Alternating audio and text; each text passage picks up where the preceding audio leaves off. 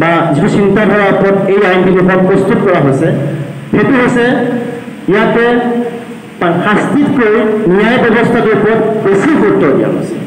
ইয়াতে নিচিনা আপোনালোকে ন্যায় শব্দটো ফাৰ্ষ্ট ব্যৱহাৰ কৰিছে। ন্যায় আগতে আছিলে ইংৰাজৰ যি 200 বছৰীয়া শাসনকালে যি মেইন আমাৰ আইনখন আছিলে IPC, ইণ্ডিয়ান পেনাল কোড, যিটো আছিলে IPC, তাতে দণ্ডৰ কথা উল্লেখ আছে, ইয়াতে কিন্তু ন্যায়ৰ কথা উল্লেখ আছে। তাৰমানে ন্যায়টো বৰাবৰ। এতিয়া মেইন কথাটো হৈছে আমাৰ এই আইনখিনিখনৰ একেবাৰে মেইন কথাটো হৈছে সেইটো হৈছে একাউণ্টেবিলিটি এণ্ড ট্ৰেন্সপাৰেঞ্চি।